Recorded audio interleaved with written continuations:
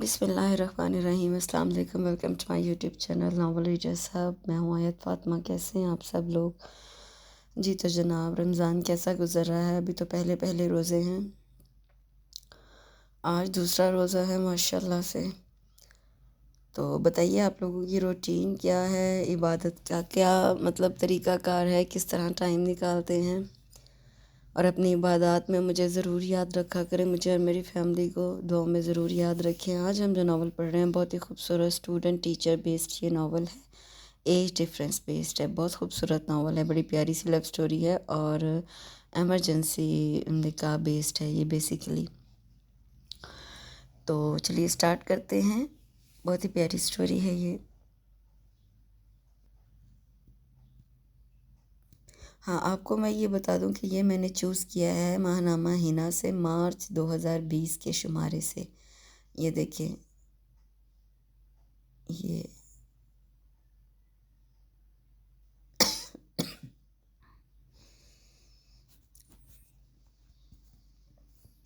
تو سٹوری ہے جناب تم محبت ہو میری، ناول ہے یہ نورین چوہان کا، بہت ہی پیاری لو سٹوری ہے۔ محبت ایک ننھا سا پودا ہے جو وفا اور اعتبار اور عزت سے پروان چڑھتا ہے، اور دیکھتے ہی دیکھتے کیسے خوشبودار درخت کا روپ دھار لیتی ہے، جس کی خوشبو ہر ایک کے لیے ہوتی ہے۔ محبت صرف مرد اور عورت سے مشروط نہیں، بلکہ ایک ماں کی بچے سے، بھوکے کی روٹی، بارش کی زمین سے اور جدائی کی ملن سے غرض محبت ہر روپ میں، ہر شکل میں ہمارے ارد گرد ہر جگہ موجود ہے۔ ضامن نے ایک طائرانہ نظر سب پر ڈالی، اس کے الفاظ کی فصوں میں گھرے، سب اسے دم سادے سن رہے تھے، جن میں سر فہرست مرحا حیدر تھی، اور بس یہیں پر آ کر اس کے الفاظ نے پلٹا کھایا تھا۔ لیکن یہ گئے زمانوں کی بات ہے، جب محبت اور اس کی کرامات پر یقین رکھا جاتا تھا، جب بھوک لگنے پر صبر کیا جاتا تھا، بارش نہ آنے پر دعا کی جاتی تھی، جب بلکتے بچے کو ماں کی گود میں سکون ملتا تھا، اور جدائی کی گھڑیوں میں بھی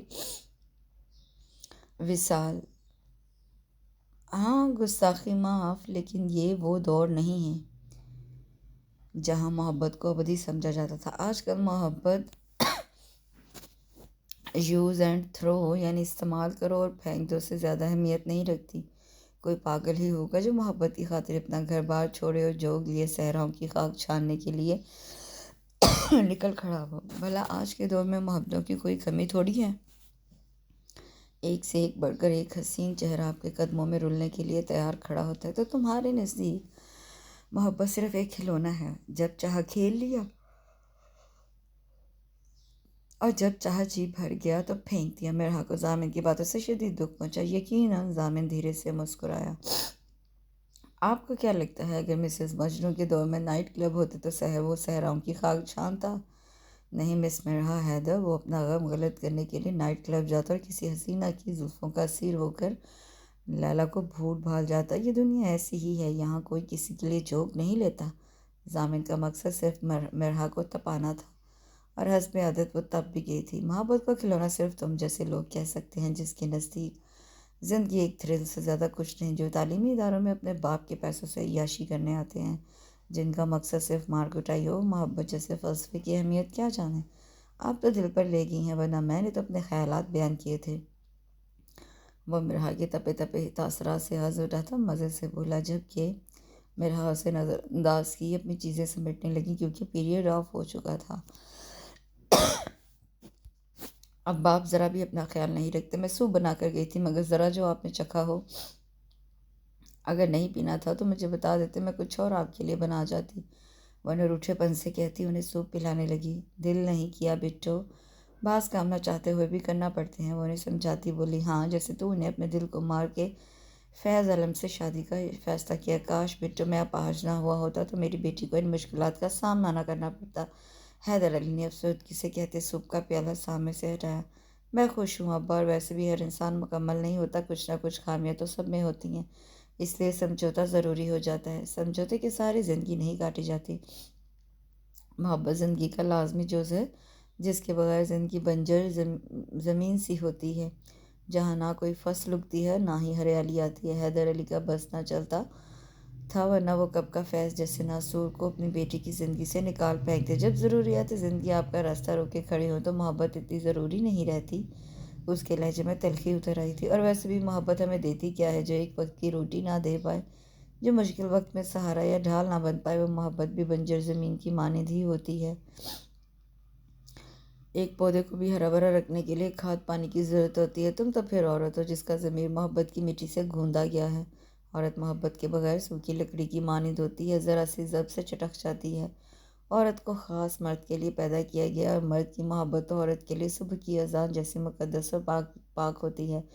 بھلا فیض جیسا اور بعض شخص جس کی صبحوں دنگا فساد کرتے اور راتیں طوائفوں کے پاس گزرتی ہیں، وہ بھلا محبت کے معنی و مطالب سے کیسے واقف ہوگا؟ ابھی وقت تیرے ہاتھ میں ہے، سوچ لے اس سے پہلے کہ زندگی میں سوائے پچھتاوے کے کچھ نہ بچے۔ ان کے الفاظ سے ٹپکتی یاسیت نے مرحا کے دل کو جکڑا، پر وہ ان کی بات ماننے سے قاصر تھی، اس لیے ان کا ہاتھ اپنی گرفت میں لیے گویا ہوئی۔ سوچتے وہ ہیں ابا جن کی زندگی میں دوسرا آپشن موجود ہوتا ہے۔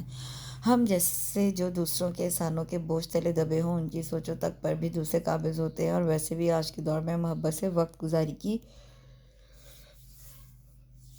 چیز ہے، لوگ استعمال کرتے ہیں اور پھینک دیتے ہیں۔ ضامن بشر حیات کا خیال آتے ہی سوچے تک سلگنے لگتی تھی، اور جہاں ایسے لوگ پائے جاتے ہیں وہاں محبت اور محبت کا وجود بے معنی ہو جاتا ہے۔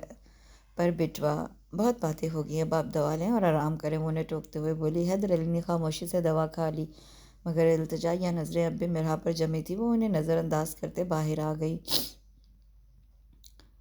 مرحا کی والدہ کا انتقال اس کے بچپن میں ہی ہو گیا تھا، اس کی پرورش حیدر علی کے ہاتھ پہ ہوئی تھی۔ حیدر علی ایک معمولی سے کلرک تھی، پر اس کے باوجود انہوں نے مرحا کو کسی چیز کی کمی نہ ہونے دی تھی۔ جن دنوں مرحا نے MBA کا ایگزام پاس کیا، انہی دنوں حیدر علی ایک روڈ ایکسیڈنٹ میں اپنی دونوں ٹانگیں گنوا بیٹھے۔ مرحا پر تو قیامت ٹوٹ پڑی۔ ماں کو تو کبھی دیکھا نہ تھا، زندگی کا ہر رشتہ باپ سے ہی وابستہ تھا، مگر اس قیامت سے بڑی قیامت فیض عالم کا اس کی زندگی میں آنا تھا۔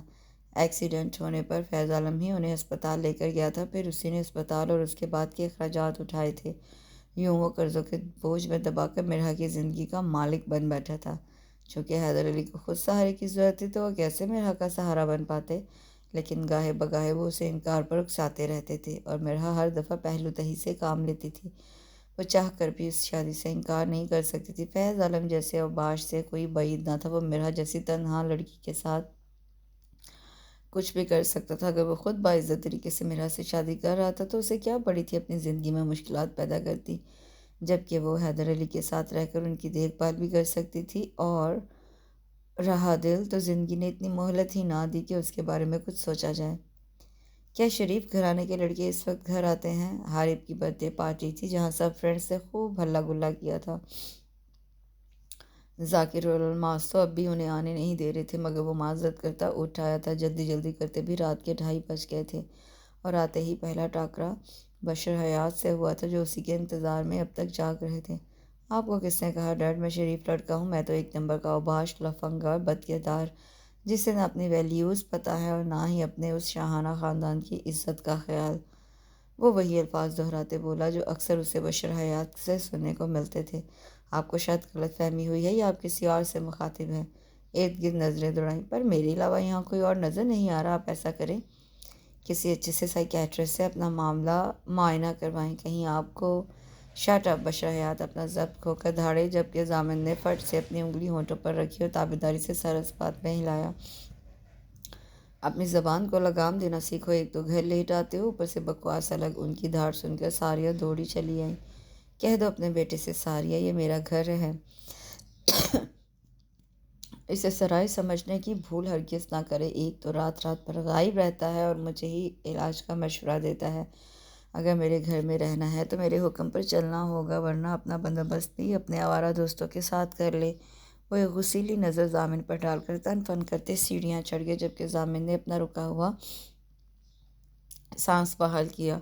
ضامن اپنے ڈیڈ کو کیوں اتنا غصہ دلاتے ہو؟ ساریہ بے بسی سے بولی۔ میں نے تو ایک مشورہ دیا تھا، وہ بھی بالکل فری، اب پسند نہیں آیا تو نہ لیتے، چلانے کی کیا ضرورت تھی؟ وہ روٹھے پن سے بولا۔ تم بچے نہیں رہے جو ہر بات تمہیں سمجھانی پڑے، وہ ڈیڈ ہے تمہارے، اگر کچھ کہہ لیتے ہیں تو تمہارے بھلے کو ہی کہتے ہیں۔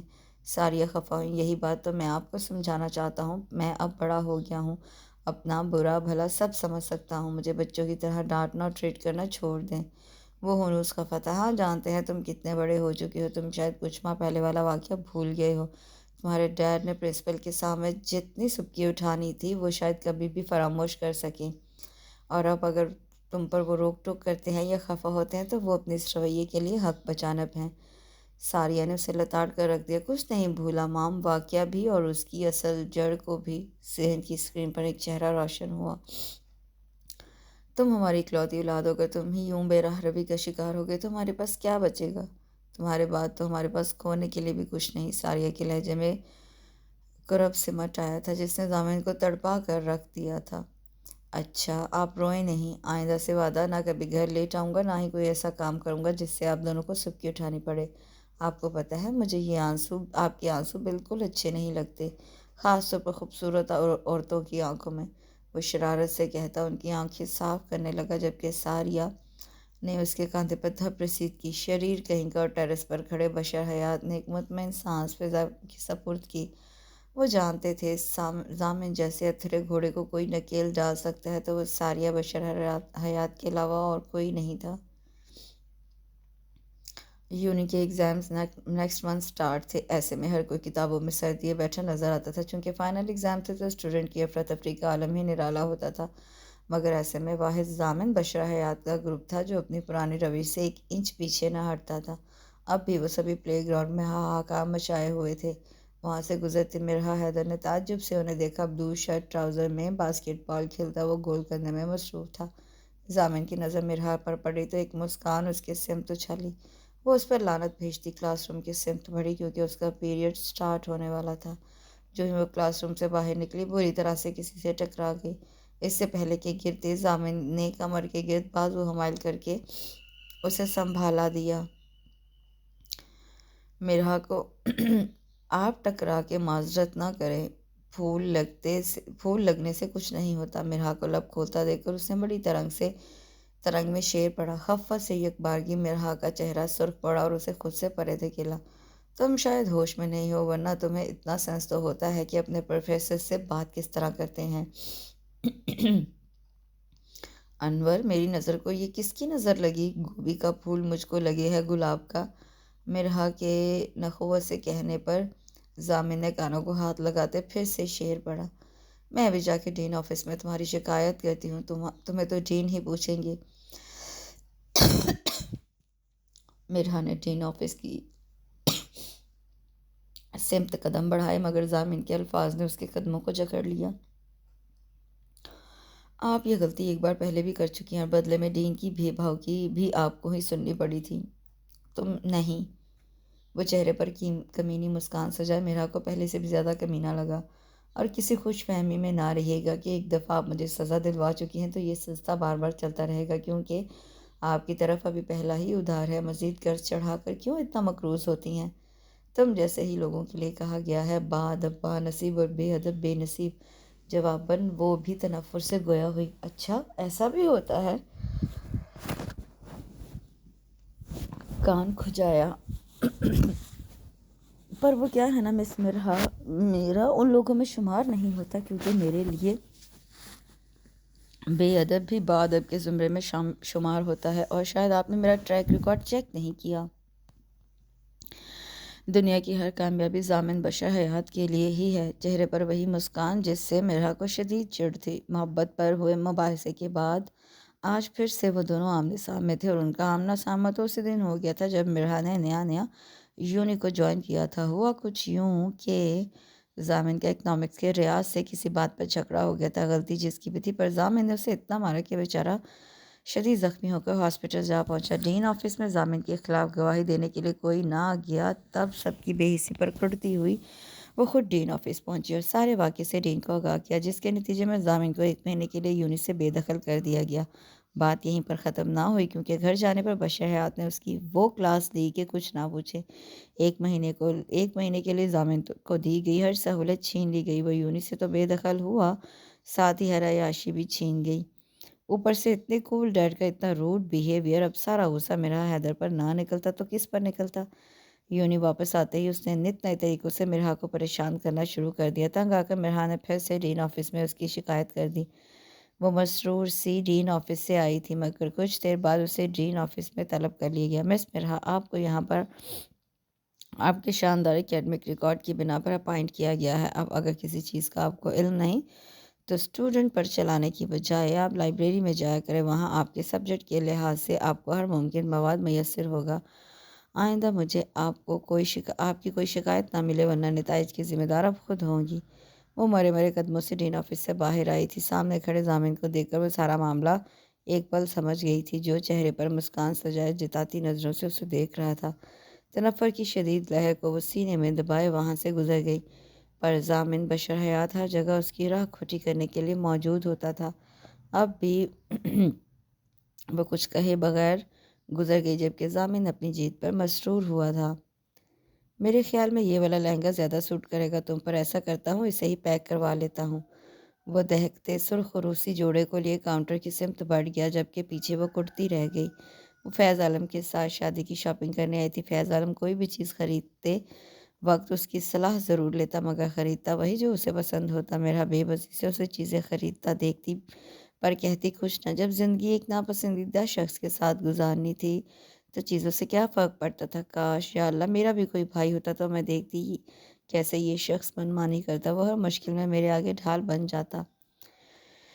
یا اللہ، تو نے مجھے بھائی تو نہیں دیا، پر کیا تیری اس سے اتنی بڑی دنیا میں کوئی ایسا شخص بھی نہیں جو مجھے فیض عالم جیسے اوباش شخص کے شر سے محفوظ رکھ سکے؟ ہائے مس مرحا، آپ مجھے ہی یاد کر رہی تھی نا؟ لے، آپ نے یاد کیا اور میں حاضر، فرمائیں کیا حکم ہے اس بندہ ناچیز کے لیے؟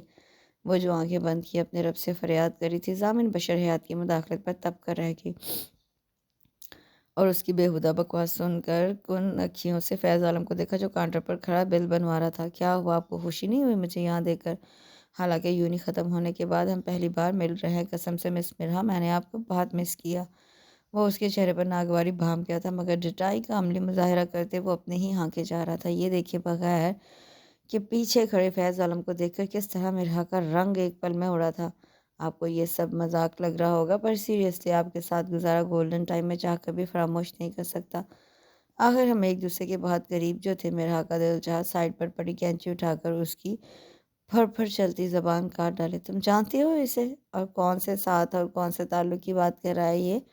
فیض عالم نے بظاہر تحمل سے پوچھا تھا، مگر اس تحمل کے پیچھے کتنے طوفان چھپے تھے یہ صرف مرحا جانتی تھی۔ جبکہ ضامن دلچسپی سے فیض عالم کا جائزہ لے رہا تھا، جو بلیک پینٹ پر سرخ پھولدار شرٹ پہنے، ایک کان میں بالی اور شانوں کو چھوتے بالوں سمیت عجیب مضحکہ خیز لگ رہا تھا۔ ضامن کو حور کے پہلو میں لنگور کی مثال یاد آئی تو ہونٹوں پر خود بخود مسکان کھل آئی۔ فیض عالم نے ناگواری سے اسے دیکھا، جو بلو جینس پر وائٹ شرٹ پہنے سلیقے سے تراشیدہ بالوں کو سیٹ کیے کافی وجیح اور جاذب لگ رہا تھا۔ آپ مس مرحا کے کون ہیں؟ وہ خود کو جائزہ لیتے فیض عالم سے مخاطب ہوا۔ یہ سوال تو مجھے تم سے کرنا چاہیے، تم اس کے کیا لگتے ہو اور کب سے اسے جانتے ہو؟ فیض عالم تنک کر ضامن کے سامنے کھڑا ہوا اور خود کو یوں پبلک پلیس میں تختہ مشق بنائے جانے پر مرحا زمین میں گڑی جا رہی تھی۔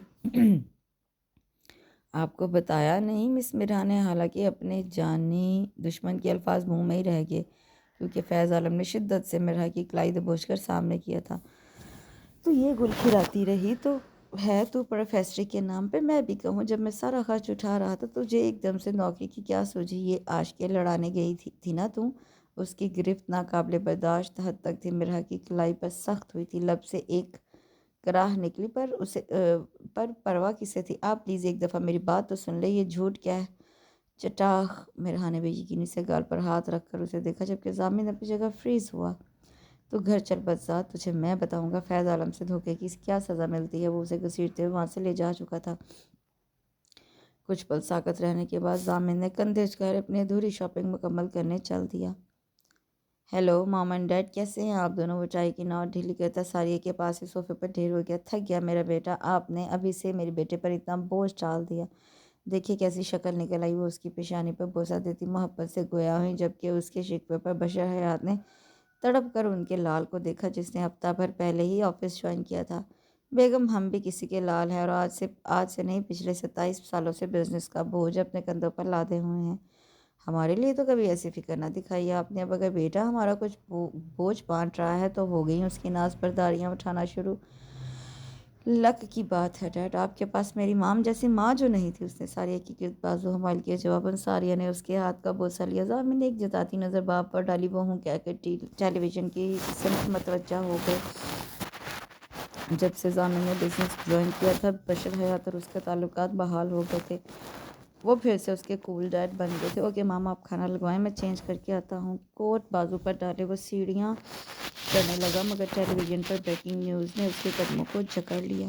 کسی ریڈ لائٹ ایریا میں پولیس کی ریڈ پڑی تھی، جہاں سے کافی گرفتاریاں عمل میں آئی تھیں۔ وہ سر کو جھٹکتے سیڑھیاں دوبارہ چڑھنے لگا، پر کہ اسکرین پر ایک شناسا چہرہ نمودار ہوا۔ درمیانی 7-8 قدموں کا فاصلہ ایک جسم طے کرتے وہ واپس ٹیلی ویژن اسکرین کے پاس آیا۔ سیاہ چادر میں چہرہ چھپانے کی کوشش کرتی وہ وہی تھی، مگر آج دوپہر کو تو وہ اسے شاپنگ مال میں ملی تھی، تو اس بدنام جگہ پر کیا کری تھی؟ کچھ گھنٹے پہلے کا واقعہ اس کے ذہن کی اسکرین پر نمودار ہوا، ساتھ ہی اس شخص کا رد عمل بھی، جو دیکھنے میں ہی اوباش دکھائی دیتا تھا۔ کہیں اس نے ہی تو… او مائی گاڈ! کیا ہوا زامن؟ تم ابھی تو آئے ہو، پھر سے کہاں جا رہے ہو؟ ساریہ پیچھے سے چلائی، مگر وہ انہیں نظر انداز کرتا لمبے لمبے ڈگ بھرتا چلا گیا۔ وہ سیدھا مرحا حیدر کے گھر گیا تھا۔ دروازہ چوپٹ کھلا تھا۔ کچھ جھجکتے ہوئے اس نے اندر قدم رکھا۔ ایک کمرہ خالی پڑا تھا، جبکہ دوسرے کمرے میں حیدر علی فرش پر گرے پڑے تھے، سر سے خون بہہ رہا تھا۔ زامن ایک پل میں حواس باختہ ہوا تھا۔ کئی دقتوں سے ان کے لاغر وجود کو اٹھا کر بیڈ پر لٹایا، تبھی ذاکر اور الماس بھی آگئے، جنہیں وہ راستے میں ہی کال کر چکا تھا۔ بہت مشکل سے حیدر علی کو ہوش آیا تھا۔ وہ اجنبی نظروں سے انہیں دیکھنے لگے تھے، تبھی زامن آگے بڑھا۔ انکل، میں زامن ہوں، مس مرحا کا اسٹوڈنٹ۔ آپ مجھے بتائیں، آپ کے ساتھ یہ سب کس نے کیا، اور مس مرحا کہاں ہیں؟ مرحا؟ حیدر علی کو جیسے ہوش آیا۔ زامن بیٹا، میری بٹو اس شیطان کے پاس ہے، پلیز بچا لو اسے، میری مرحا کو بچا لو، وہ اٹکتے ہوئے بولے۔ زامن کے بدترین خدشے کی تصدیق ہو چکی تھی۔ تم دونوں انہیں ہاسپٹل لے کر پہنچو، میں مس مرحا کو لے کر آتا ہوں۔ پر زامن، تم اکیلے؟ میری فکر چھوڑو، اس وقت انہیں ہماری مدد کی ضرورت ہے۔ وہ تیزی سے وہاں سے نکلا، اور اگلے آدھے گھنٹے میں ریش ڈرائیونگ کرتے وہ پولیس اسٹیشن میں تھا۔ اپنے ذرائع اور اثر و رسوخ استعمال کر کے صبح تک مرحا کو چھڑوا کر وہ اسے لیے ہسپتال پہنچا تھا، جہاں پر ایک نئی قیامت مرحا کی منتظر تھی۔ خون زیادہ بہنے کی وجہ سے حیدر علی زندگی اور موت کے درمیان جھول رہے تھے۔ وہ تو اپنی بربادی کا ماتم ڈھنگ سے منا بھی نہیں پائی تھی کہ زندگی نے ایک نیا امتحان تیار کر دیا تھا۔ کچھ گھنٹے بعد اسے حیدر علی سے ملنے کی اجازت دے دی گئی۔ وہ دوڑ کر ایمرجنسی وارڈ میں گئی، جہاں زامن پہلے سے ہی موجود تھا۔ وہ اسے نظر انداز کرتی حیدر علی کے سینے سے جا لگی۔ ابا! سسکیوں کے درمیان وہ بمشکل بول پائی، ایک آخری خواہش پوری کرو گی بیٹو؟ اس کے بالوں میں انگلیاں پھیرتے انہوں نے کن اکھیوں سے زامن کو دیکھا، جو خاموشی سے باہر نکل گیا۔ ابا آپ؟ وہ تڑپ اٹھی تھی۔ زیادہ سوال جواب کرنے کا وقت نہیں ہے میرے پاس، میں نے زامن سے بات کر لی، اب فیصلہ تمہارے ہاتھ میں ہے۔ تم اپنے ابا کی آخری خواہش پوری کرتے ہوئے زامن سے نکاح کرو گی؟ الفاظ تھے یا خنجر؟ وہ پل پل میں لہو لہان ہوئی، متحیر ہو کر انہیں دیکھا، جو آس بھری نظریں اس کے چہرے پر ٹکائے ہوئے تھے۔ آپ نہیں جانتے، یہ جو کچھ بھی ہوا اسی شخص کی بدولت ہے، ورنہ نہ وہ آج میری زندگی میں ہوتا، نہ میں یوں برباد ہوتی۔ مجھے نہیں پتا بیٹو کون غلط ہے اور کون صحیح، پر میں جانتا ہوں کہ اس وقت تم پر کوئی عزت کی چادر ڈال سکتا ہے تو وہ زامن ہے۔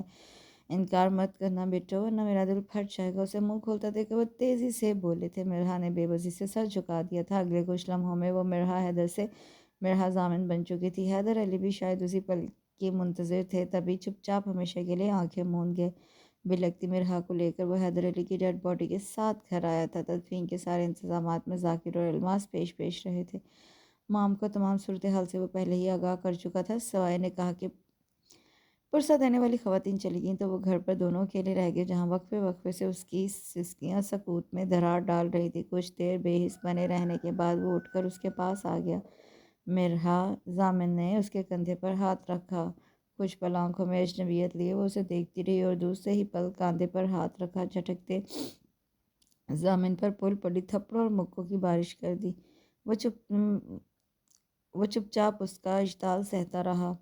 کیوں کیا تم نے یہ سب؟ کیا ملا تمہیں میری زندگی برباد کر کے؟ کوئی اتنا بھی گر سکتا ہے؟ ہر چیز کی لمٹ ہوتی ہے، پر تمہاری گراوٹ کی کوئی لمٹ ہی نہیں۔ تم نے مجھے تباہ کر کے رکھ دیا، میری عزت، میرا مان، میرا غرور، یہاں تک کہ میرا واحد رشتہ میرے ابا کو بھی تم نے چھین لیا۔ میرے پاس کچھ نہیں بچا زامن، بشر حیات۔ وہ زامن کا دامن پکڑے بری طرح سسک رہی تھی۔ زامن کے دل میں ڈھیروں ملال نے گھر کر لیا۔ مجھے لگتا تھا میں کسی کو ناپسند ضرور کرتی ہوں مگر کسی سے نفرت نہیں کر سکتی، پر تم سے ملنے کے بعد میری یہ غلط فہمی بھی دور ہو گئی۔ شدید نفرت ہے مجھے تم سے، شدید نفرت و شدتوں سے روتی فرش پر گر گئی۔ ابا! کاش ضامن تم میرے ابا کو نہ چھینتے۔ وہ بلکتی مرحا کے پاس گھٹنوں کے بل زمین پر بیٹھ گیا اور اس کا سر اپنے سینے سے لگا لیا۔ نڈھال مرحا میں اتنی بھی سخت نہ تھی کہ وہ اسے پرے دھکیل دیتی۔ میرا باپ میرا واحد رشتہ تھا، وہ کاش تم انہیں نہ چھینتے غنودگی میں جاتے۔ مرحا زبان پر ابا ابا کی تکرار تھی۔ چونکہ ضامن کے پاس کوئی جواب نہ تھا، اسی لیے اس پر اپنی گرفت مضبوط سے مضبوط تر کر دی۔ وہ اس کے سینے سے لگی ہی سو گئی تھی۔ ضامن نے دھیرے سے اسے اپنی باہوں میں سمیٹا اور بیڈ پر لٹا کر کمبل اڑا دیا۔ صبح فجر کے وقت مرحا کی آنکھ کھلی تو اپنے کمرے میں صوفے پر ضامن کو سوتے پایا۔ اشتعال کی تیز لہر کو دل میں دباتی وہ وضو کرنے کے لیے واش روم میں گھس گئی۔ ضامن کی آنکھ کھلی تو کمرہ خالی تھا۔ وہ اٹھ کر صحن میں آ گیا جہاں کچھ خواتین مرحا کو زبردستی کھانا کھلا رہی تھیں۔ اچنبھے سے سامنے کھڑے خوبرو نوجوان کو دیکھا جو مسلے ہوئے کپڑوں میں بے انتہائی شاندار لگ رہا تھا۔ وہ ان خواتین کو نظر انداز کرتا واش روم میں چلا گیا۔ فریش ہو کر واپس آیا تو خواتین جا چکی تھیں۔ پلنگ پر آنکھوں میں آنسو لیے مرحا براجمان تھی جو اسے باہر آتا دیکھ اس کی سمت بڑھی۔ میرے ابا نہیں رہے، اب میرے پاس گنوانے کے لیے کچھ بھی نہیں، اس لیے تم سے گزارش ہے محلے میں جو بچی کھچی عزت ہے اس کا بھرم رہنے دو اور یہاں سے چلے جاؤ۔ ضامن نے چنبے سے اسے دیکھا جو رات کے مقابلے میں اب کافی بہتر لگ رہی تھی۔ اب وہ اسے کیا بتاتا، رات اس کے دل پر کیا واردات ہوئی تھی۔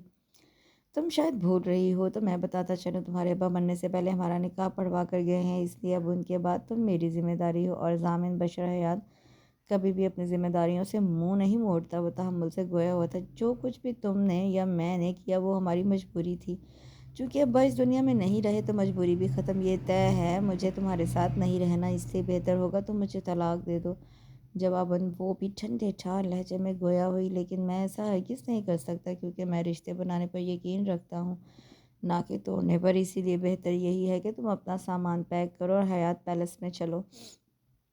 میں اپنی رائے سے تمہیں آگاہ کر چکی ہوں، آگے تم جو بہتر جانو، لیکن اگر تم یہ سمجھتی ہو کہ میں تمہارے ساتھ کہیں بھی چلوں گی تو یہ سراسر تمہاری خوش فہمی ہے، وہ نخوت سے کہتی جا چکی تھی۔ ضامن نے گہرا سانس بھر کر خود کو ڈھیلا چھوڑا۔ تم ہوش میں تو ہو؟ تمہیں پتہ ہے تم کیا بکواس کر رہے ہو؟ 3 دن بعد گھر واپس آیا تھا اور ساری کہانی آ کر بشر حیات اور ساریہ کی گوش گزار کر دی۔ ساریہ تو سنتے ہی ہتے سے اکھڑ گئی، جبکہ بشر حیات گہری نظروں سے بیٹے کا جائزہ لینے لگے۔ 3 دن کے مسلے ہوئے کپڑے الگ ہی کہانی سنا رہے تھے۔ آپ خاموش کیوں بیٹھے ہیں؟ سمجھائیے اسے کہ اس لڑکی کو طلاق دیں۔ ہم نے کوئی سینٹر نہیں کھول رکھا کہ یتیم مسکینوں کو پناہیں دیں۔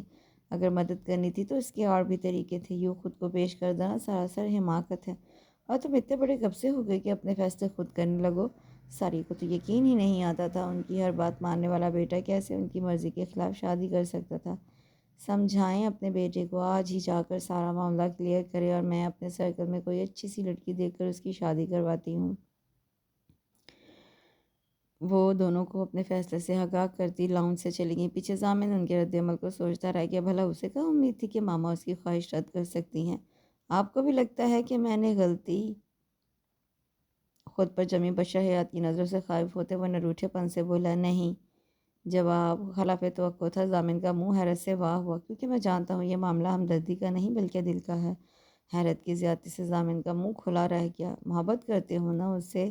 دیکھو غلط بیانی ہرگز نہ کرنا۔ اسے منہ کھولتا دیکھ کر انہوں نے ٹوکا۔ ضامن کے چہرے پر بھلی سی مسکان کھلی۔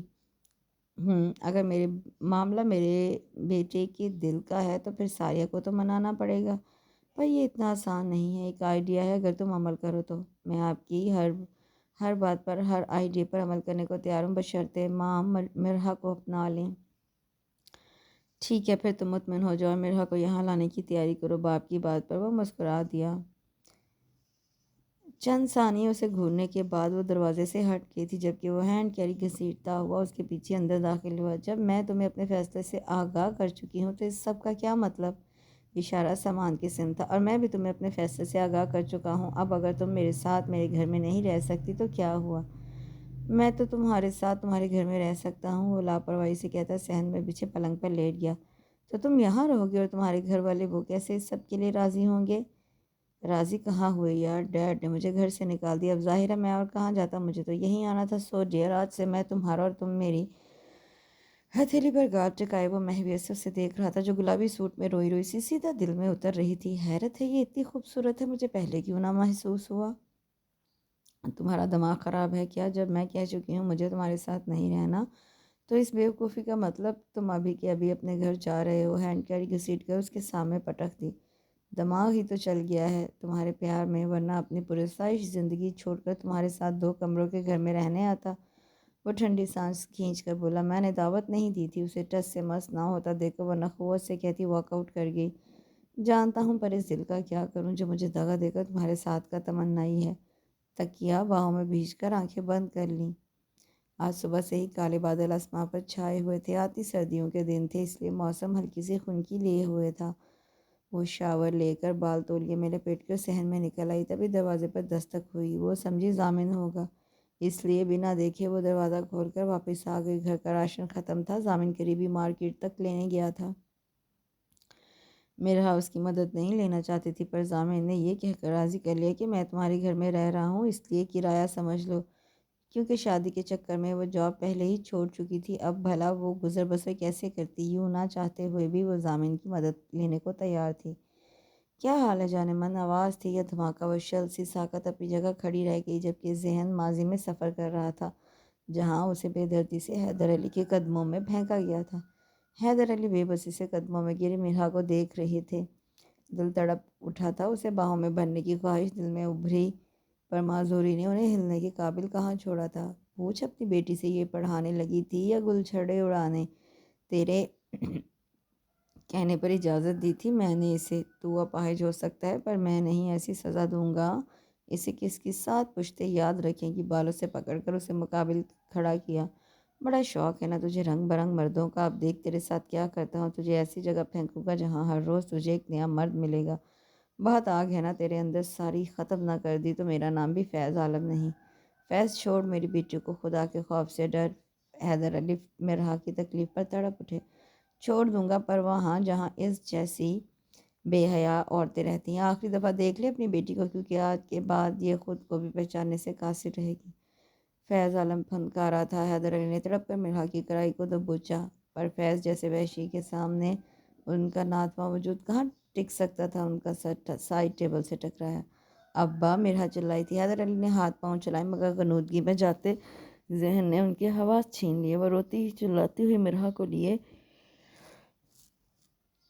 ایک کوٹھے پر آیا تھا اور چند لاکھوں روپوں کی عوض اس کی عزت کا سودا کر دیا تھا۔ وہ روتے گڑ گڑاتی ہوئی اس کے قدموں میں گری، مگر وہ اسے رونتا ہوا وہاں چھوڑ کر چلا گیا۔ اس کے جانے کے بعد مرحا کو ایک کمرے میں بند کر دیا گیا تھا جہاں وہ روتی ہوئی اپنے باپ سے مدد مانگتی رہی تھی۔ چند ہی گھنٹوں بعد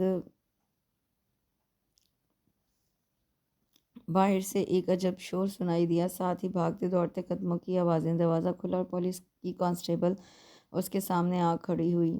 کیمرہ، میڈیا، بدنامی اور رسوائی کا ایک نیا در کھلا تھا جس نے مرحا سے قوت گویائی چھین لی تھی۔ اس کے بعد کیا ہوا اسے خود خبر نہ تھی۔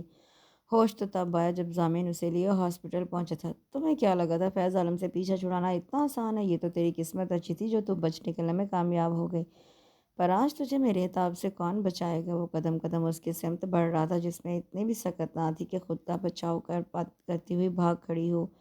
اب تو تیرا وہ اپاہج باپ بھی نہیں رہا، خیر ہوتا بھی تو میرا کیا بگاڑ لیتا؟ اگلے پل وہ اس پر جھپٹا تھا اور مرحا کے حلق سے نکلنے والی چیخ بے ساختہ تھی۔ صبر بیٹا، میں مسلسل ضربے لگا رہا ہوں، انشاءاللہ جلد ہی وہ مان جائیں گی۔ ویسے بھی وہ چند دنوں سے زیادہ تمہاری جدائی برداشت نہیں کر سکتی، اپسیٹ ہوں گی۔ ضامن کی پوری بات سن کر افسردگی سے گویا ہوا۔ بشر حیات کے پلان کے مطابق ضامن کو گھر سے نکال دیا تھا، کیونکہ وہ جانتے تھے ساریہ زیادہ دیر بیٹے کی جدائی برداشت نہیں کر پائیں گی اور اس طرح وہ مرحا کو بطور بہو قبول کر لیں گی۔ نیچرل سی بات ہے، پہلی دفعہ تمہارے خلاف گئی ہیں، لیکن تم فکر نہ کرو، یہ سب وقتی فیز ہے، آہستہ آہستہ سب ٹھیک ہو جائے گا۔ بشر حیات نے ضامن کی ڈھارس بندھائی، جبکہ ان کی بات سنتے ضامن نے حیرت سے گھر کے چوپٹ کھلے دروازے کو دیکھا۔ مرحا سے اتنی غیر ذمہ داری کی توقع نہیں تھی۔ میں آپ سے بعد میں بات کرتا ہوں۔ لائن ڈراپ کر کے فون جیب میں رکھتا وہ تیزی سے اندر بڑھا اور اندر کے منظر نے اس کا خون کھولا ڈالا۔ تہش سے مٹھیاں بھینچتے ہوئے فیض عالم پر پل پڑا اور لاتوں گھونسوں کی بچھاڑ کر دی۔ اس اچانک ٹوٹنے والی افتاد پر فیض عالم اپنا بچاؤ بھی نہ کر پایا، جبکہ خوفزدہ سی مرحا دیوار کے ساتھ لگ کر کھڑی ہو گئی۔ ساکت نظریں ضامن پر گڑی تھی جو ایک بار پھر سے اس کا نجات دہندہ بن کر آیا تھا۔ شور کی آواز سن کر محلے کے کافی لوگ جمع ہو گئے تھے۔ مرحا کے نکاح میں محلے کے چند لوگ شریک تھے۔ یوں سب جانتے تھے کہ ضامن مرحا کا شوہر ہے۔ چند لوگوں نے ضامن کو فیض عالم سے دور کیا جو زخمی شیر بنا فیض عالم کے پر خدشے اڑانے کے در پہ تھا۔ پوچھئے ان دونوں سے کس رشتے کی بنا پر ایک ساتھ رہ رہے ہیں؟ یہ شریفوں کا محلہ ہے۔ آج میرے ٹوکنے پر اس نے میرا یہ حال کیا ہے، کل کو آپ لوگ کچھ کہیں گے تو یہ آپ کے ساتھ بھی یہی سب کرے گا۔ زمین پر خون تھوکتے فیض عالم نے زہر اگلا تھا۔ بیوی ہے یہ میری، شرعی حق رکھتا ہوں میں اس پر، اور تم کتنے شریف ہو یہ تم سمیت سارا محلہ جانتا ہے۔ لوگوں کی سوالیہ نظروں پر دھاڑتے ہوئے ضامن نے خود کو محلے داروں کی گرفت سے آزاد کیا تھا اور آگے بڑھ کر فیض عالم کو کالر سے پکڑ کر اپنے سامنے کیا۔ آئندہ اگر میری بیوی کی طرف آنکھ اٹھانے کی بھی کوشش کی تو میں تمہاری آنکھیں نوچ لوں گا۔ اسے مرحا ہے تو سمجھنے کی بھول ہرگز نہ کرنا، کیونکہ یہ مرحا ضامن ہے۔ مرحا ضامن میری عزت، غیرت، سب کچھ۔ آئندہ یہ گلی تو دور اس شہر میں بھی نظر آئے تو میں ایک پل بھی ضائع کیے بغیر تمہاری جان لے لوں گا۔ اس نے گویا ایک لفظ چبا ڈالا تھا، پھر فیض عالم کو کالر سے یوں ہی پکڑے چوکھٹ سے باہر دھکیل دیا۔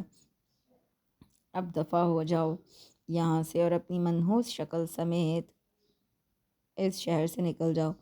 محلے داروں کے نکلتے دروازے کو چٹخنی چڑھا دی۔ تم ٹھیک ہو؟ شانوں سے تھام کر اسے اپنے مقابل کھڑا کیا۔ سوال کیا تھا؟ مرحا کا زخم ادھیڑا تھا، وہ تڑپ کر اسے پرے دھکیلتی کمرے میں بند ہو گئی۔ مرحا یہ کیا بچپنا ہے، دروازہ کھولو، بات کرو مجھ سے۔ ضامن نے دروازہ دھڑ دھڑایا۔ مجھے تم سے کوئی بات نہیں کرنی، تم سب مرد ایک جیسے ہوتے ہو۔ دوسری طرف وہ سسکیوں کے درمیان بولی۔ ضامن بے چین ہو۔ اچھا یار بات نہ کرنا پر دروازہ تو کھولو۔ اس طرح کسی بھی مسئلے کا حل نہیں تلاشا جاتا۔ میری زندگی کا سب سے بڑا مسئلہ تو تم ہو، نہ تم میری زندگی میں آئے ہوتے اور نہ میں یوں برباد ہوتی۔ کیا ملا تمہیں یوں میری زندگی سے کھیل کر؟ ایک شکایت کے بدلے کے لیے تم نے میری پوری زندگی تباہ کر ڈالی۔ مانتا ہوں مرحا میں نے تمہارے ساتھ غلط کیا، پر یقین مانو وہ ایک چھوٹا سا مذاق تھا، ورنہ میں نے کبھی دل سے تمہارا برا نہیں چاہا۔ لہجے میں بے بسی سمٹ آئی۔ پر میرے ساتھ تو برا ہو گیا نا ضامن، تم ایک مذاق کا نام دے کر بڑے ذمہ ہو گئے، لیکن ساری ذلت اور رسوائی تو میرے حصے میں آئی۔ بے اختیار سے اس کی بانٹ تو رہا ہوں تمہارے ہر درد کو۔ یقین مانو مرحا تمہارا ہر آنسو میرے دل پر گرتا ہے۔ تمہیں پتہ ہے مرحا، میں مجنوں کو دنیا کا بیوقوف ترین انسان سمجھتا تھا، کوئی پاگل ہی ہوگا جو صحراؤں کی خاک چھانے۔ اکلیلا میں ایسا کیا تھا جو وہ خود کو گنوا بیٹھا؟ لیکن جانتی ہو آج مجھے معلوم ہوا کمال لیلا کا نہیں، کمال عشق کا تھا، اور وہ عشق ہی کیا جو انسان کو خاک نہ کرے۔ بادل زور سے گرجے تھے اور ہلکی ہلکی کنمن ہونے لگی تھی۔ دیکھو یار یہاں صحرا تو نہیں ہے پر بارش ضرور ہو رہی ہے، ایسے میں خاک ہونے سے رہا پر یار میری کلفی ضرور بن جائے گی۔ مگر دوسری طرف وہ ضامن کی باتوں کو سمجھنے کی کوشش میں دنگ کھڑی تھی۔ دیکھو اگر اب بھی تم نے دروازہ نہ کھولا تو میں توڑ دوں گا۔ بارش نے شدت اختیار کی تھی اور پل میں اسے بھگو ڈالا تھا۔ کپ کپی الگ تاری تھی۔ ضامن کی دھمکی کا خاطر خواہ اثر ہوا اور دروازہ کھول دیا گیا، اور پھر وہ پھرتی سے اندر داخل ہوا۔ مان وہ پھر سے بند نہ کر دے۔ تمہیں پتہ ہے باہر میرا کیا حال ہو رہا تھا؟ ایسا بھی کوئی کرتا ہے؟ یعنی حد ہو گئی۔ بے حسی کی بھیگی شرٹ اتار کر دور اچھالی۔ اب رونا تو بند کرو یار، اور دیکھو میں واقعی میں ٹھنڈا ہو رہا ہوں۔ سوں سے کرتی وہ اسے اتنی پیاری لگی کہ ضامن کی رگیں شرارت بھڑک اٹھی اور اسے کھینچ کر اسے خود میں بھینچ لیا۔ چھوڑو مجھے، مرحا تب اٹھی، اور دوسری طرف بھی ضامن تھا جس نے اپنی گرفت اور زیادہ مضبوط کر لی۔ تمہاری وجہ سے بارش میں بھیگا ہوں، اب کچھ سزا تمہاری بھی تو بنتی ہے، وہ مخمور سے لہجے میں بولا۔ مرحا نے کچھ دیر مزاحمت کی اور پھر تھک کر خود کو ڈھیلا چھوڑ دیا۔ میں جانتا ہوں تم اکڑنے کا صرف دکھاوا کرتی ہو، اندر سے تم ڈری سہمی چڑیا کی مانند ہو اور تمہیں میری ضرورت ہے، مگر کہتی نہیں ہو، یہ الگ بات ہے۔ وہ آج پھر اس کے سینے سے لگی سو گئی تھی۔ ضامن نے اسے بیڈ پر لٹایا اور خود بھی صوفے کی بجائے ذرا فاصلے پر بیڈ پر لیٹ گیا۔ Are you all right? مرحا نے صبح سے واشنگ مشین لگائی ہوئی تھی، کپڑے دھو کر فارغ ہوئی تو سر میں درد شروع ہو گیا۔ چونکہ ضامن کا آج آف تھا اس لیے وہ گھر پر موجود تھا۔ مرحا کو سر پکڑے بیٹھا دیکھ کر فکر مندی سے گویا ہوا۔ ہاں بس سر میں درد ہو رہا ہے، دوا لوں گی تو ٹھیک ہو جائے گا۔ جواباً وہ خود ہی انگلی کی پوروں سے سر کو دباتے ہوئے بولی۔ ارے دوا کھانے سے چند پل کے لیے غائب ہوگا اور پھر سے لوٹ آئے گا۔ میں ایسا کرتا ہوں، تمہارے سر میں مالش کر دیتا ہوں۔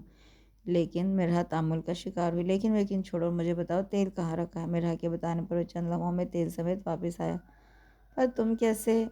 میں کیسے کا مطلب؟ وہ اسے استفہام میں دیکھنے لگا، پھر سمجھنے پر دھیرے سے مسکرایا۔ کہیں انکار اس لیے ہچکچاہٹ کا شکار تو نہیں کہ لوگ مجھے جورو کا غلام کہیں گے؟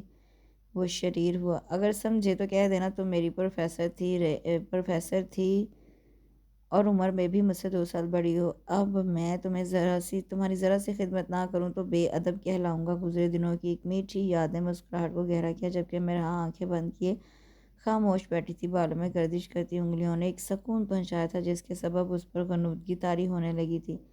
میں آج دوسری دفعہ کسی کے سر کی مالش کر رہا ہوں۔ ایک دفعہ مام کے سر میں کی تھی اور دوسری دفعہ تمہارے۔ پتہ ہے مام کہتی ہیں کہ میرے ہاتھوں میں جادو ہے جو درد کو جڑوں سمیت باہر کھینچ لیتا ہے۔ کاش میں تمہاری مسیحائی پر بھی پورا اتروں۔ آخر میں لہجے میں یاسیت اتر آئی تھی۔ جھک کر مرحا کو دیکھا جو کب کی سو چکی تھی۔ ضامن نے ایک افسردہ سانس کھینچتے مرحا کو اٹھا کر بیڈ پر لٹایا اور خود کمرے سے باہر آ گیا۔ اگلے دن وہ آفس جانے کے لیے تیار ہو کر باہر آیا تو نظریں مرحا کے تعاقب میں دوڑائیں جو دانہ چگتی چڑیوں کو دیکھنے میں محو تھیں۔ اچھا یار، میں آفس جا رہا ہوں، تم اچھے سے دروازہ بند کر لینا۔ پر جواب ندارت۔ یہ ناانصافی ہے یار، بندہ پیار بھرا جملہ نہ صحیح کوئی دعا ہی دے ڈالتا ہے۔ لہجے سے شکایت بھری مایوسی جھلکی۔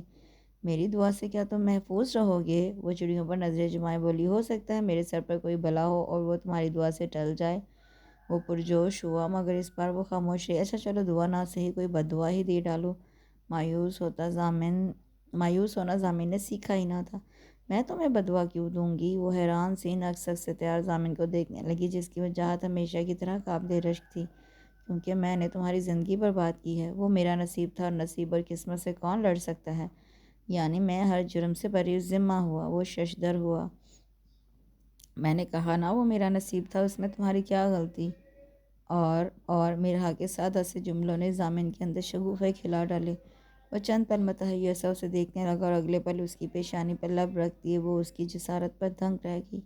اپنے پیار کی مہر ثبت کرنے کے بعد ضامن جا چکا تھا۔ مرحا کی رنگت سرخ پڑی، غصے سے نہیں حیا سے۔ فی امان اللہ۔ اتھل پتھل ہوتی دھڑکنوں کے درمیان بمشکل بول پائی تھی۔ گھر کے چھوٹے موٹے کام کرتے ہوئے 3 بج گئے تھے۔ مرحا نے ضامن کی پسند کا کھانا بنایا اور خود آئینے کے سامنے آ کھڑی ہوئی۔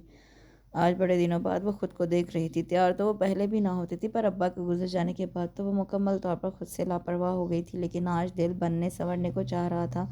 کسی کے لیے خاص اور اہم ہونے کا احساس ہی نیا تھا۔ ضامن کے لبوں کا لمس پیشانی پر چاند سا چمک رہا تھا۔ وہ اس نئے سے لمس سے پہلی دفعہ آگاہ ہوئی تھی۔ دل الگ الگ نئے تال پر دھڑک رہا تھا۔ دل کی حالت کیا بدلی، سب کچھ نیا نیا اور حسین لگنے لگا۔ مرد کی محبت عورت کے لیے خوشبودار ہوا کے جھونکے کی مانند ہوتی ہے جو چھو کر گزر جاتی ہے تو روم روم کو مہکا دیتی ہے۔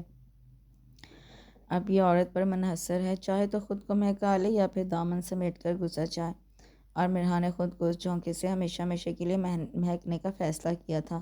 ضامن کے لیے تو دل تو اسی دن کشادہ ہو گیا تھا جب وہ اس کے لیے ڈھال بن کر فیض عالم پر پل پڑا تھا۔ پھر جس طرح وہ مرحا کو سنبھالتا آیا تھا، اس کے ہر زخم پر مرہم رکھتا گیا تھا، دل میں چھپی نفرت کی آخری چنگاری بھی نکل گئی۔ وائٹ لانگ فراک جس کے گلے دامن پر گلابی موتیوں کا خوبصورت کام بنا تھا، گلے میں جھولتا گلابی دوپٹہ، پلکوں پر مسکارا لگا کر پنک لپ گلوز کا ایک کوٹ ہونٹوں پر لگایا۔ آئینے میں غور سے خود کو دیکھ کر وہ ایک پل کے لیے متحیر رہ گئی۔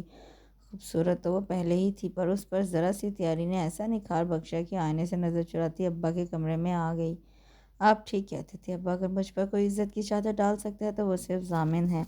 وہ شخص جس کی غیر ذمہ داری سے میں نالاں رہتی تھی، جس کے نزدیک زندگی تھرل اور انجوائمنٹ کا دوسرا نام تھا، وہی آج میرے درد کا مداوا بن چکا ہے۔ ہر مصیبت خود پر جھیل کر وہ میرے تحفظ کا ذریعہ بن گیا ہے۔ پر تھوڑا سا شرارتی ہے۔ دوپٹے سے تصویر پر لگی نادیدہ گز صاحب کی، لیکن اس کی یہی شرارتیں میرے اندر زندگی کا احساس جگائے رکھتی ہیں، میری خزاں جیسی زندگی میں شگوفے کھلاتی ہیں۔ لیکن لاپرواہ وہ اب بھی ہے۔ دیکھیں شام ہو رہی ہے اور موصوف کا کہیں اتا پتہ ہی نہیں۔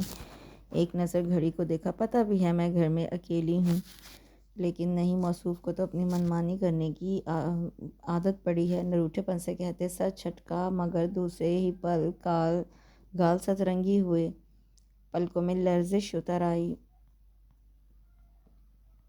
مجھے اس کا انتظار کرتے ہوئے عجب سا سکون مل رہا ہے، ایک فسوں سا ہے، ان لمحوں میں بے نام سا کیف و سرور مل رہا ہے۔ دل کے اندر کہیں اس کے نام کی کنمن ہو رہی ہے۔ میں چاہ کر بھی اس سے خفا نہیں ہو پا رہی، حالانکہ کوئی کم نہیں ستایا اس نے۔ آپ ٹھیک کہتے تھے، مرد کی محبت صبح کی اذان جیسی مقدس اور پاکیزہ ہوتی ہے۔ آج جب اس کی پاکیزگی نے میرے دامن کو تھاما ہے تو محسوس ہوا محبت کے بغیر تو زندگی کھوکھلی اور ادھوری ہوتی ہے۔ شام کے سائے گہرے ہونے لگے تھے، انتظار کی گھڑیاں تھی کہ ختم ہو کر ہی نہ دیتی تھیں۔ ضامن ابھی تک آیا کیوں نہیں؟ وہ بے چین سی تصویر کو واپس رکھتی صحن میں نکل آئی۔ کہاں رہ گئے ہو ضامن؟ پلیز آ جاؤ، اب مجھے واقعی گھبراہٹ ہونے لگی ہے۔ صحن میں چکراتے وہ رو دینے کو تھی، تبھی فون بجنے لگا۔ ہیلو ضامن، کہاں ہو تم؟ کال ریسیو کرتے بے قراری سے گویا ہوئی مسز ضامن۔ دوسری طرف سے ایئر پیس سے اجنبی آواز گونجی۔ ہاں مسٹر ضامن کو گولی لگی ہے، وہ اس وقت ہسپتال میں ہے، جتنا جلدی ہو سکے آپ پہنچ جائیں۔ کال ڈراپ ہو چکی تھی جبکہ وہ شل و ساکت وجود لیے فون کو گھورنے لگی۔ دماغ میں سائیں سائیں ہو رہی تھی۔ نہیں تمہیں کچھ نہیں ہوگا، ابھی تو میں نے تمہیں خدا سے مانگا بھی نہیں۔ وہ کیسے تمہیں چھین سکتا ہے؟ ہچکیوں سے روتی وہ اٹھ کھڑی ہوئی، بمشکل خود کو گھسیٹتی ہسپتال پہنچی تھی۔ ضامن کا اندر آپریشن چل رہا تھا، جبکہ ٹانگوں پر کھڑے رہنا ممکن ہو گیا تو کوریڈور میں رکھے بینچ پر گر گئی۔ اس کو جتنی بھی صورتیں زبانی یاد تھیں انہیں پڑھ کر ضامن کی سلامتی کی دعا مانگنے لگی۔ بشر حیات کے ساتھ کوریڈور میں داخل ہوتی ساریہ نے ٹھٹک کر اس مومی مجسمے کو دیکھا جو ارد گرد سے بیگانہ اپنے اللہ سے راز و نیاز کرنے میں مشغول تھی۔ شاید وہ چراغ لے کر بھی ڈھونڈتی تو ضامن کے لیے ایسی لڑکی نہ ڈھونڈ پاتی۔ ڈاکٹرز کیا کہتے ہیں انکل؟ وہ ٹھیک تو ہے، خطرے کی کوئی بات تو نہیں؟ ڈاکٹر کے کیبن سے آتے بشر حیات پر سوالات کی بوچھاڑ کر دی۔ خطرے سے باہر ہے، وہ گولی صرف چھو کر گزری تھی، کچھ ہی دیر میں اسے روم میں شفٹ کر دیں گے۔ بشر حیات نے تحمل سے جواب دیا، اور اس کی بات سنتے مرحا کی آنکھوں سے تشکر کے مارے آنسو بہہ نکلے۔ مرحا بیٹا، آپ پہلے جا کر مل لو۔ ضامن سے روم میں شفٹ کرنے کے بعد اسے ملنے کی اجازت دے دی گئی تھی۔ بشر حیات نے اس کی حالت کے پیش نظر پہلے اسے کمرے میں بھیجا۔ ان کا شکریہ ادا کرتی وہ روم میں داخل ہوئی۔ زرد رنگت اور شانے اور ماتھے پر بندھی پٹی اس کی روح تک زخمی ہوئی۔ تم ایسے بالکل بھی اچھے نہیں لگتے، شرارتیں کرتے اور مجھے ستاتے ہوئے ہی اچھے لگتے ہو۔ پیشانی پر بکھرے بالوں کو دھیرے سے سمیٹ کر لب رکھ دیے۔ جانتے ہو آج تمہارا رزلٹ اناؤنس ہوا ہے، اور یہ دیکھ کر کہ تم نے یونی میں ٹاپ کیا مجھے بالکل بھی حیرانی نہیں ہوئی، کیونکہ میں جان گئی ہوں تم ضامن ہو۔ ضامن بشر حیات جو کچھ بھی کر سکتا ہے، اس لیے میں نے تمہاری پسند کا کھانا بنایا اور تمہارے فیورٹ کلر کا ڈریس بھی پہنا ہے۔ دیکھو اور بتاؤ میں وائٹ کلر میں کیسی لگ رہی ہوں؟ وہ بے بس ہوئی، ایک شریر آنسو ٹوٹ کر ضامن کے گال پر گرا۔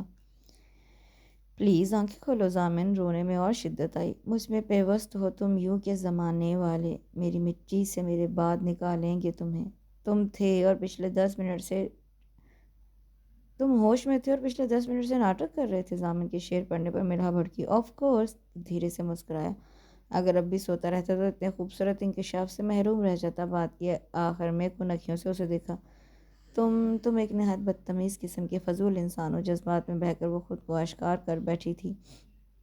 خفت کے مارے برا حال تھا، اس لیے رخ پھیر گئی۔ سنو، تم جیت ہو میری، اسی لیے ہار جاتا ہوں۔ ضامن نے کلائی تھام کر رخ اپنے سمت موڑا اور ہاتھ کی پشت پر لب رکھ دیے۔ وہ بری طرح بلش کر گئی، جبکہ اس کی حرکت مرحا سے نظریں اٹھانا محال ہو گیا۔ ضامن نے کھلتے گلاب جیسے منموہنے روپ کی آنکھوں کے راستے دل میں جذب کیا۔ یہ سب کیسے ہوا؟ مسلسل خود پر جمی نظروں سے خائف ہوتے وہ بات بدل گئی۔ فیض عالم کی نوازش و تنفر سے گویا ہوا فیض عالم۔ مرحا کی ریڑھ کی ہڈی میں سنسناہٹ دوڑ گئی، جبکہ وہ اس کی حالت سے بے خبر مزید گویا ہوا۔ آفس میں کام کم تھا، اس لیے آج میں جلدی اٹھا ہے۔ واپسی پر سوچا کیوں نہ تمہارے لیے پھول ہی لیتا چلوں، مگر اچانک فیض عالم سامنے آ گیا اور اس دن ہوئی اپنی بے عزتی کا بدلہ لینے آیا تھا۔ اس نے مجھ پر فائرنگ کر دی۔ چونکہ وہ نشے میں تھا اس لیے تمام نشانے خطا ہو گئے، پر ایک گولی میرے کاندھے کو چیرتی ہوئی گزر گئی۔ میں شاید کسی کی دعاؤں کے سائے میں تھا، ورنہ آج میں 4 کاندھوں پر تمہارے سامنے ہوتا۔ ضامن، اس نے ٹوکتے ہوئے لبوں پر ہتھیلی جما دی۔ ضامن نے چونک کر اس کے خفا خفا سے روپ کو دیکھا۔ مرحا کا وہی ہاتھ پکڑ کر ہولے سے دبایا۔ اتنی محبت کرتی ہے مجھ سے؟ خوش فہمی ہے تمہاری، ورنہ میں تو تم سے نفرت بھی نہ کروں۔ وہ ہاتھ چھڑاتے بولی۔ تو کس نے کہا ہے نفرت کرو؟ بس اسی طرح میری پرواہ کرتی رہو، رہی محبت تو اس کے لیے میں ہی کافی ہوں۔ وہ دور کھڑی مرحا کی آنکھوں میں جھانک کر بولا، وہی محبت جو تمہارے نزدیک کسی کھلونے سے زیادہ اہمیت نہیں رکھتی۔ یاد ہے نا تم نے کہا تھا استعمال کرو اور پھینک دو؟ بکواس کی تھی میں نے۔ میری باتوں سے تم اتنی انسپائر نظر آ رہی تھی کہ میری رگیں شرارت بھڑک اٹھی، ورنہ میں نے تو یہ بھی کہا تھا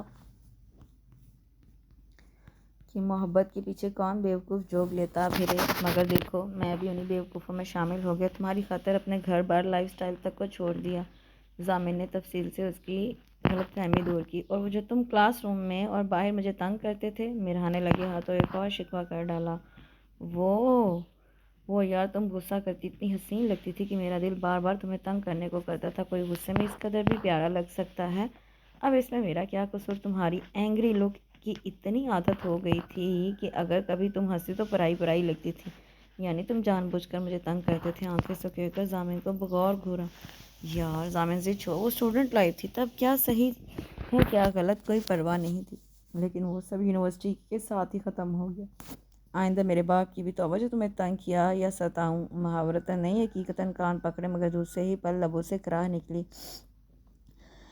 کیونکہ وہ زخمی بازو کو ہلا بیٹھا تھا۔ بہت درد ہو رہا ہے؟ وہ تڑپ کر اس کی سمت بڑھی۔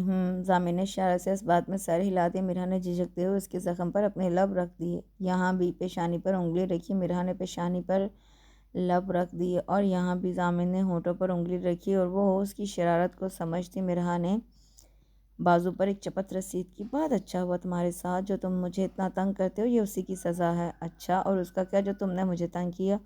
میں نے کب کیا؟ وہ جو تم میرے سینے پر سر رکھ کر سکون سے سو جاتی تھی، اس کا کیا؟ جانتی بھی ہو میں کتنے جتنوں سے تمہیں خود سے دور کرتا تھا۔ ہاں تو بالکل ٹھیک ہوا تمہارے ساتھ، تم جیسے وہ اسمارٹ بندے کے ساتھ ایسا ہی ہونا چاہیے۔ وہ شرارت سے کہتی ضامن کی پہنچ سے دور ہوئی، جبکہ اس نے ہاتھ واپس کھینچتے اسے گھورا۔ صرف کچھ دن بچوں، پھر دیکھتا ہوں تم مجھ سے بچ کے کہاں جاتی ہو۔ مرحا نے کوئی جواب نہیں دیا، بس لبوں پر شرارتی مسکان سجائے اس کا دل جلاتی رہی۔ اب کیسی ہے طبیعت تمہاری؟ زیادہ درد تو نہیں ہو رہا؟ ساریہ پیشانی پہ بوسہ دیتی محبت سے گویا ہوئیں۔ اوف، ان دونوں ساس بہوؤں کا پیار جتانے کا انداز! پہلے بہت تکلیف تھی، بہت درد بھی ہو رہا تھا، پر اب ایک نظر مرحا کو دیکھا، آپ آ گئیں تو بالکل ٹھیک ہو گیا ہوں میں نے بہت زیادتی کر دی نا تمہارے ساتھ؟ ساریہ اپنے کیے پر نادم ہوئی۔ ہاں بہت زیادہ، لیکن میرے ساتھ نہیں، خود کے ساتھ۔ جب رہ نہیں سکتی تھی میرے بغیر تو کوشش ہی کیوں کی؟ ان کا ہاتھ ملائمت سے دباتے مصنوعی خفگی سے بولا، یہ مرحا ہے۔ مرحا ضامن آپ کی بہو؟ خاموش کھڑی مرحا کا تعارف کروایا۔ یہ میری بہو نہیں ہے، ساریہ کے نخوت سے کہنے پر کنکھیوں سے بشر حیات کو دیکھا، جنہوں نے آنکھوں میں سے تسلی دی۔ ساریہ چلتی ہوئی بت بنی مرحا کے پاس آ کھڑی ہوئی۔ یہ میری بہو نہیں بلکہ میری بیٹی ہے۔ ضامن کے سینے میں اٹکی سانس بحال ہوئی اور دم بخود سی ہو کر ان کی پھیلی باہیں دیکھتی رہی۔ اس سے پہلے میرا موڈ چینج ہو اس سے کہو یہ میرے گلے لگے۔ ان کی دھمکی پر مرحا فٹ سے ان کے سینے سے جا لگی۔ زندگی میں پہلی بار ماں کے وجود کی خوشبو ملی تھی۔ آنکھیں لبالب پانیوں سے بھر گئیں۔ بشر حیات نے وکٹری کا نشان بنا کر ضامن کو دیکھا اور موبائل پر آتی کال سننے کے لیے روم سے باہر چلی گئی۔ تھینک یو مائی ڈیئر مام۔ تھینک یو تک تو ٹھیک ہے، پر یہ میرا نہیں، مرحا کا ہاتھ ہے۔ ساریہ شوق ہوئی، جبکہ مرحا بلش ہو گئی۔ آپ کی گنجائش بھی یہی نکلتی ہے۔ وہی ہاتھ ساریہ کی سمت بڑھایا جس میں پہلے ہی مرحا کا نازک کانپتا ہاتھ موجود تھا۔ تبھی دروازہ کھول کر بشر حیات اندر داخل ہوئے۔ ایس پی ذیشان بیگ کی کال تھی۔ فیض عالم پولیس مقابلے میں مارا جا چکا ہے۔ ان کے انکشاف پر سبھی دم بخود رہ گئے۔ ضامن نے کنکھیوں سے مرحا کی سمت دیکھا، جس کے چہرے پر ایک پل کے لیے تغیر رونما ہوا اور دوسرے پل وہ نارمل ہو گئی۔ اب وہ اسے کیا بتاتی کہ اس کی ہمراہی میں رہ کر وہ اتنی مضبوط ہو چکی تھی کہ فیض عالم کا خوف تو کہیں دور جا سویا تھا۔ خس کم جہاں پاک۔ ساریہ نے ہاتھ جھاڑتے فیض عالم نے کس طرح مرحا کی زندگی میں زہر گھولا تھا اس سے بشر حیات انہیں آگاہ کر چکے تھے، اور مرحا کی تباہی میں کہیں نہ کہیں ان کے بیٹے کا بھی ہاتھ تھا۔ یہ جان کر وہ مرحا کے لیے دل سے ساری کدورت مٹا چکی تھی۔ ساریہ مسکراتے ہوئے مرحا کو ضامن کے بچپن کا کوئی قصہ سنا رہی تھی، جسے سنتے ہوئے اس کے چہرے پر ایک دھیمی سی مسکان تھی۔ ضامن نے طمانینت سے اپنے پیاروں کو کھلتے چہرے دیکھے۔ اس کے ہاتھ میں ابھی بھی مرحا اور ساریہ کا ہاتھ موجود تھا، جنہیں کبھی نہ چھوڑنے کا وہ خود سے عہد کر چکا تھا، کیونکہ وہ جان گیا تھا ایک مرد کو بہترین شخص بنانے میں دو عورتیں اہم کردار ادا کرتی ہیں، پہلی اس کی ماں اور دوسری اس کی بیوی۔ یہ دو رشتے ایسے ہیں جو آئینے کی طرح ہوتے ہیں، آپ کے ساتھ اگر ہنستے ہیں تو آپ کے ساتھ روتے بھی ہیں، مگر یہ شیشے کی طرح نازک ہوتے ہیں، ذرا سی ٹھیس سے پاش پاش ہو کر بکھر جاتے ہیں۔ اور ضامن بشا حیات اس معاملے میں خوش قسمت ثابت ہوا تھا، کیونکہ ٹوٹنے سے پہلے ہی وہ ان کو سمیٹ چکا تھا۔ اتنا آہستہ کیا ہے تیری جانب کا سفر، عشق کرنے کے لیے عمر پڑی ہو جیسے۔ اس کے ساتھ اس خوبصورت ناول کا اختتام ہوتا ہے۔ کمنٹ سیکشن میں ضرور بتائیے گا کہ آپ کو یہ ناول کیسا لگا۔ اپنی دعاؤں میں مجھے ضرور یاد کریں۔ کل انشاءاللہ ایک نیا ناول کے ساتھ حاضر ہوں گی۔ اپنا بہت سا خیال رکھیں۔ اللہ حافظ۔